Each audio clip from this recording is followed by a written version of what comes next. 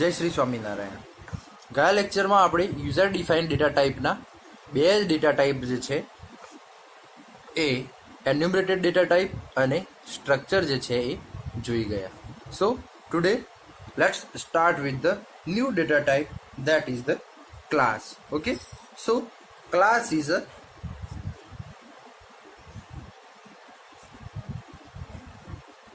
user defined data type. Okay, it allow us to facility to bind the data and its associate function together as a single unit. એટલે કે આપણને class જે છે એટલે કે it allow us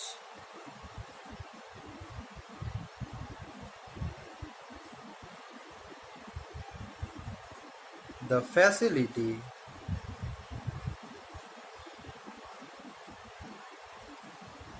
of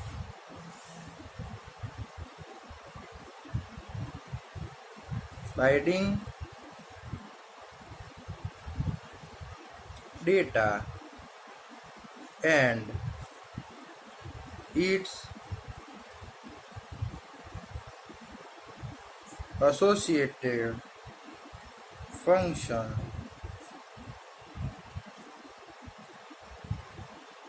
together as a single unit.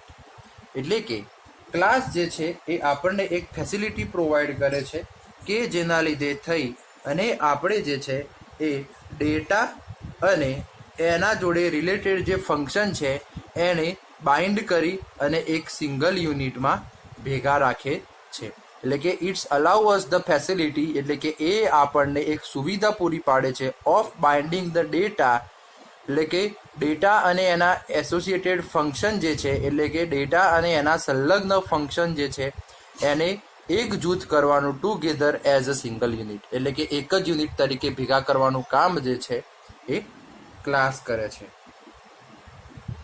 It's provide the facility of data hiding by specifying some its member as a private. એટલે કે સાથે આપણને જે છે એ ક્લાસ જે છે એ ડેટા હાઇડિંગની ફેસિલિટી પણ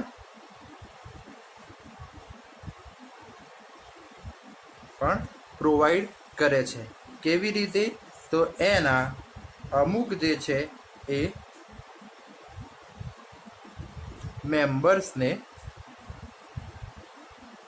એઝ અ પ્રાઇવેટ ડિક્લેર કરી એટલે કે પ્રાઇવેટ પ્રોટેક્ટેડ અને પબ્લિક જે છે એ સ્કોપ છે.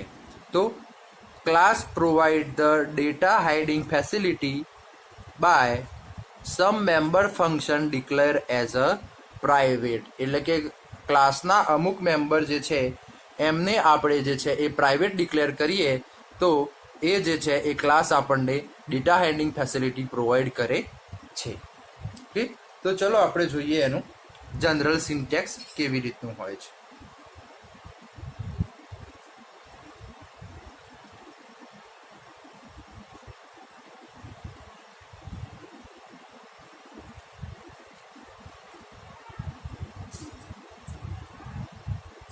સૌથી પહેલા ક્લાસ કીવર્ડ, ક્લાસનું નામ,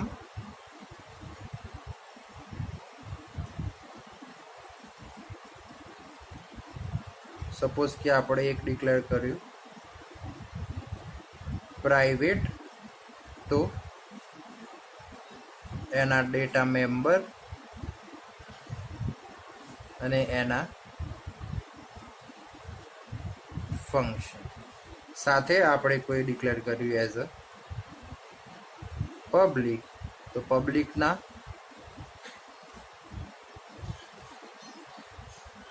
ડેટા મેમ્બર અને એના ફંક્શન મેમ્બર. ઓકે, એટલે કે આ જે છે એનું જનરલ સિન્ટેક્સ છે કે જેની અંદર ક્લાસ જે છે એ શું છે કીવર્ડ કે જેનો ઉપયોગ કરીને આપણે ક્લાસ ડિક્લેર કરીએ છીએ. આ જે છે એ ક્લાસનું નામ છે અને એની અંદર કર્લી બ્રેકેટની અંદર પ્રાઇવેટ પ્રોટેક્ટેડ આ જે છે એ પ્રાઇવેટ અને પબ્લિક જે છે એ છે સ્કોપ ઓફ ધ આ જે છે એને કહેવાય સ્કોપ. તો આ જે છે એ પબ્લિક અને પ્રાઇવેટ જે છે એ સ્કોપ છે. એટલે કે પબ્લિક ડેટા મેમ્બર એના એસોસિએટેડ ફંક્શન સાથે પબ્લિક ડેટા મેમ્બર એના associated function. Okay.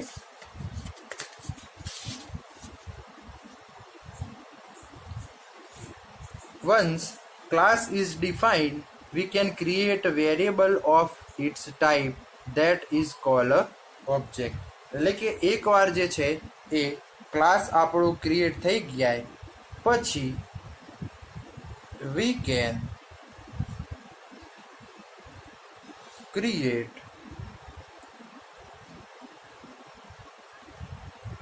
variable of its type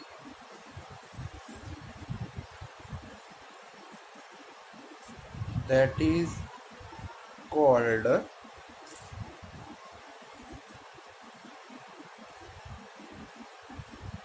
object. એટલે કે એકવાર ક્લાસ ડિક્લેર કર્યા પછી જે છે એ આપણે વેરિયેબલ ક્રિએટ કરી શકીએ શેના તો એ ક્લાસ જે છે એ પ્રકારના તો એને કહેવાશે ઓબ્જેક્ટ. તો હવે આપણે જોઈએ ઓબ્જેક્ટનો ઉપયોગ શું. તો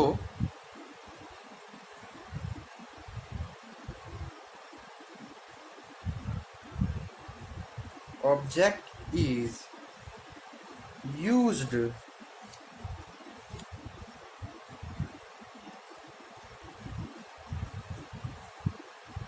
to access public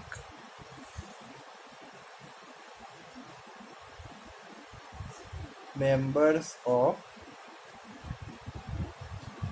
class.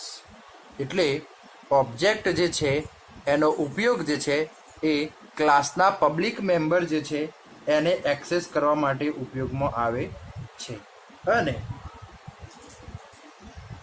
Private member છે એટલે કે private member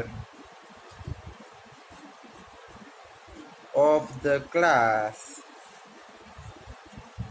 cannot access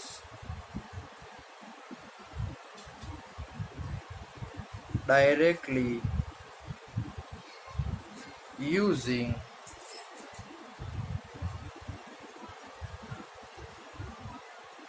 object. એટલે કે આપણા ક્લાસના પ્રાઇવેટ મેમ્બર જે છે એ પ્રાઇવેટ મેમ્બર આપણે ડાયરેક્ટલી ઓબ્જેક્ટનો ઉપયોગ કરીને એક્સેસ કરી શકતા નથી. We have to use public member function two access the private member. એટલે કે આપણે જે છે એ પ્રાઇવેટ મેમ્બરને યુઝ કરવા હોય તો એને પબ્લિક તરીકે જ આપણે એને એક્સેસ કરવા પડે. એટલે કે we have to use the public member function two access private member. એટલે કે પબ્લિક મેમ્બરનો ઉપયોગ કરવાનો શેના માટે પ્રાઇવેટ મેમ્બર એક્સેસ કરવા માટે. તો ચલો આપણે જોઈએ એક ઉદાહરણ. તો let's take one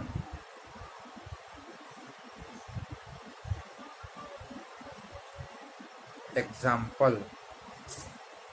So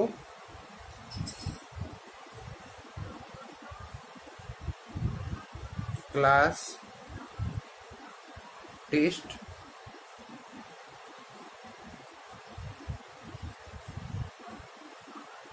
integer a public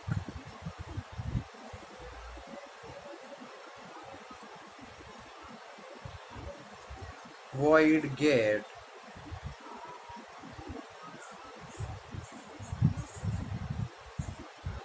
cout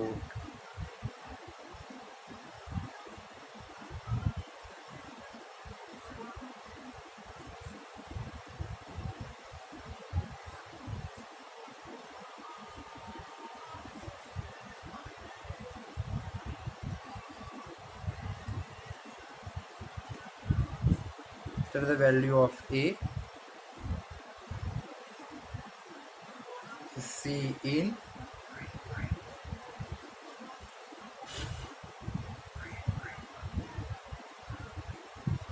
a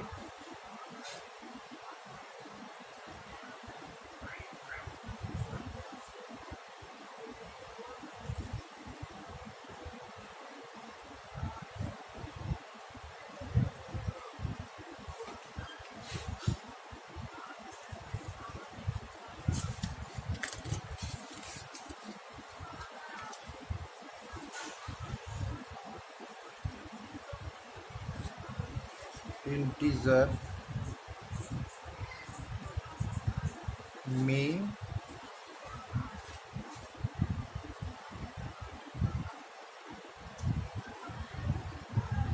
એની અંદર આપણે ઓબ્જેક્ટ ક્રિએટ કરીએ છીએ ટેસ્ટ T1.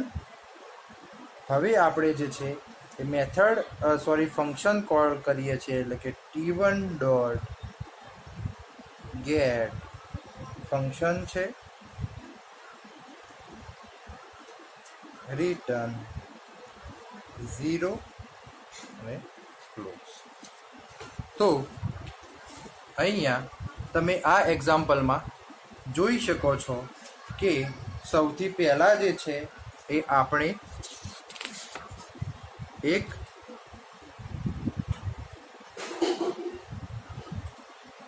ક્લાસ ક્રિએટ કર્યો, એટલે કે create a class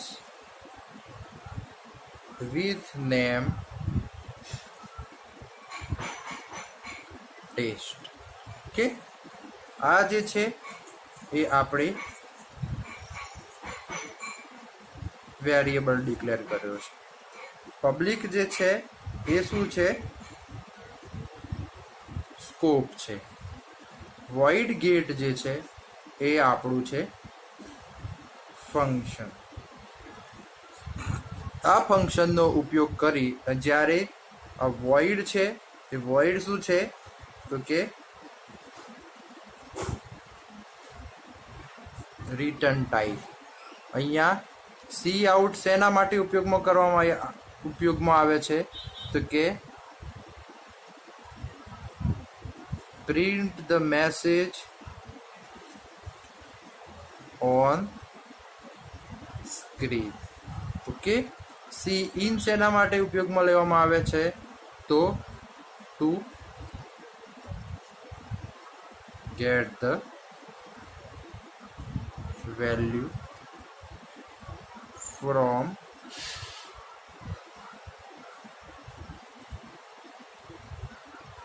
keyboard. Okay, એટલે આ ખાસ સમજવાનું છે. અને ક્લાસ શું છે આપણો તો કે એ છે આપણો કીવર્ડ કે જેનો ઉપયોગ ક્લાસ ડિફાઇન કરવા માટે થાય છે. તો ક્લાસ એ કીવર્ડ છે, ટેસ્ટ જે છે એ ક્લાસનું નામ છે, ઇન્ટીજર એ વેરિયેબલ છે, જ્યારે ઇન્ટીજર છે એ ડેટા ટાઈપ છે, એ છે એ વેરિયેબલ છે, પબ્લિક જે છે એ સ્કોપ છે, ગેટ ફંક્શનનું નામ છે, વોઇડ એનો રિટર્ન ટાઈપ છે, કર્લી બ્રેકેટની અંદર સૌથી પહેલાં લખ્યું છે cout enter the value of a, એટલે કે આ મેસેજ જે છે એ પ્રિન્ટ થશે સ્ક્રીન ઉપર અને જે વેલ્યુ એન્ટર કરાવડાવશે એ વેલ્યુ એ નામના વેરિયેબલની અંદર સ્ટોર થશે. હવે આપણે જે છે એ ઇન્ટીજર મેઇન, એટલે કે ઇન્ટીજર છે એ ફરીથી આપણું રિટર્ન ટાઈપ છે અને મેઇન જે છે એ ફંક્શન છે. આપણે જે છે એ ક્લાસનો નામનો ઉપયોગ કરી અને T1 જે છે એ નામનો શું આપણે ક્રિએટ કર્યો છે? ઓબ્જેક્ટ ક્રિએટ કર્યો છે.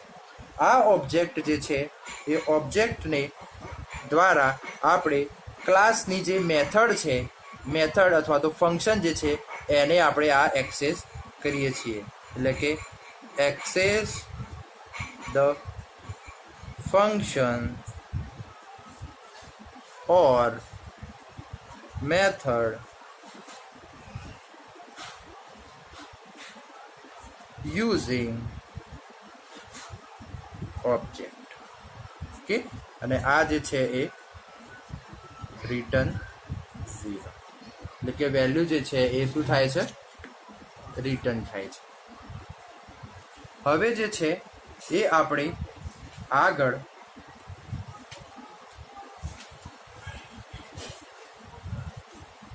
ડિરાઇવ્ડ ડેટા ટાઈપ વિશે ભણવાનું છે. એટલે કે હવે જે છે એ આપણે જોવાનું છે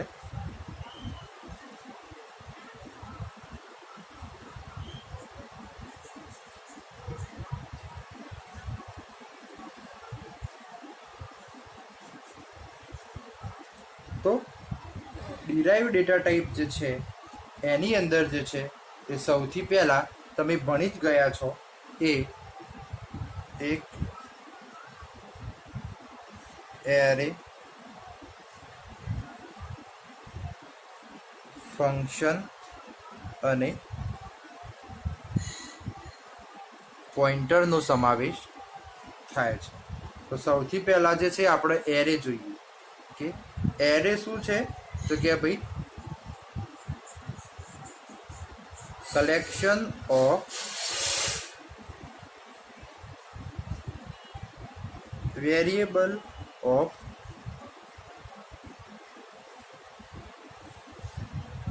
સેમ ટાઈપ, એટલે કે એક જ પ્રકારના વેરિયેબલ છે એનું કલેક્શન. એટલે કે આને જે છે એ આપણે ડિરાઇવ ડેટા ટાઈપ કહીએ છીએ, કારણ કે it's is a derive from the built in a data type. એટલે કે બિલ્ટ ઇન ડેટા ટાઈપમાંથી ડિરાઇવ કર્યો છે, એટલે આપણે જે છે એને ડિરાઇવ ડેટા ટાઈપ કહીએ છીએ. ફોર એક્ઝામ્પલ, એરે ક્રિએટ કરવો હોય તો આપણે શું કરીએ છીએ, તો કે ઇન્ટીઝર એ ઓફ 5. જેવી રીતે આપણે કમ્પ્યુટર પ્રોગ્રામિંગની અંદર કરતા હતા એવી જ રીતે જે છે એ આપણે C++ની અંદર પણ એરે ડિક્લેર કરીશું. તો અહીંયા જે છે એ એરે એ એનું નામ છે અને 5 જે છે એ એની સાઈઝ છે. ઓકે, અને ઇન્ટીઝર જે છે એ એનો ડેટા ટાઈપ છે. બરોબર છે. પછી છે એ જોવાનું છે આપણે ફંક્શન.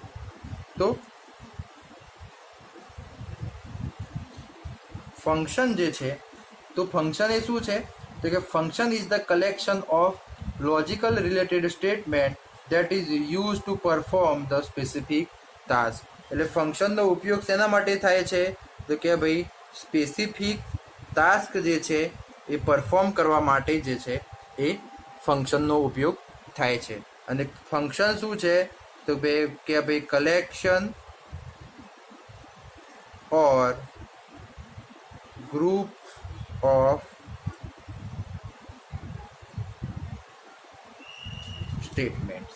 ઓકે, એટલે કલેક્શન અથવા તો ગ્રુપ ઓફ સ્ટેટમેન્ટ છે કે જેનો ઉપયોગ કોઈ સ્પેસિફિક ટાસ્ક પરફોર્મ કરવા માટે કરવામાં આવે છે.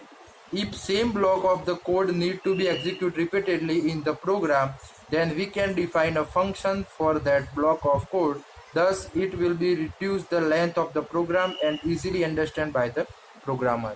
એટલે આપણે જ્યારે ફંક્શન સેકન્ડ સેમેસ્ટરની અંદર ભણ્યા હતા તે વખતે મેં કીધું હતું કે જ્યારે કોઈ પણ એકના એક સ્ટેટમેન્ટ અથવા તો એકનો એક બ્લોક ઓફ ધ સ્ટેટમેન્ટ જે છે વારંવાર રિપીટ કરવાનું થાય તો એ વખતે જે છે એ તમે એક ફંક્શન ક્રિએટ કરો તો એ ફંક્શન તમે જે જગ્યાએ તમારે જરૂર પડે એ જગ્યાએ તમે કોલ કરી શકો છો. દાખલા તરીકે તમે જુઓ તો ઇન્ટીઝર સમ નામનું એક ફંક્શન બનાવું છું જેની અંદર ઇન્ટીઝર એ અને ઇન્ટીઝર બી આ બે વેલ્યુ જે છે એ હું ઇન્સર્ટ કરાવડાવું છું. હવે મારે રિટર્ન શું કરવાનું છે, તો રિટર્ન જે છે એ a પ્લસ બીનો સરવાળો કરવાનો છે. હવે આ ફંક્શન જે છે એ ક્લોઝ. એટલે હવે શું થશે કે જ્યારે પણ મારે કોઈ પણ જગ્યાએ કોઈ પણ 2 નંબરનો સમ કરાવવો હોય તો ડાયરેક્ટલી હું આવી રીતે answer A is equal to sum 2 4 અને આવી રીતે ખાલી કોલ કરાવડાવું ફંક્શનને મેઇન ફંક્શનની અંદર, તો સીધો જ 2 4નો જે સમ થાય એ ડાયરેક્ટલી એ નામના વેરિયેબલની અંદર સ્ટોર થઈ જાય. તો જ્યારે પણ આવી રીતે મારે સમની જરૂર પડે એટલે ડાયરેક્ટ મારે લખવાનું સમ, અંદર હું વેલ્યુ લખું, સીધો આન્સર. ઓકે, તો આ જે છે એ ફંક્શનનું મેઇન કામ છે. અને હવે ત્રીજો જે ડિરાઇવ્ડ ડેટા ટાઈપ છે એ છે આપણું પોઇન્ટર. તો પોઇન્ટર જે છે તમને ખબર છે કે pointer is variable. Pointer is variable which stores the address of another variable. એટલે કે પોઇન્ટર છે એ એક વેરિયેબલ છે કે જેનો ઉપયોગ બીજો કોઈ વેરિયેબલ છે એનું એડ્રેસ સ્ટોર કરવા માટે થાય છે. દાખલા તરીકે તમે જુઓ તો ઇન્ટીજર સ્ટાર ptr.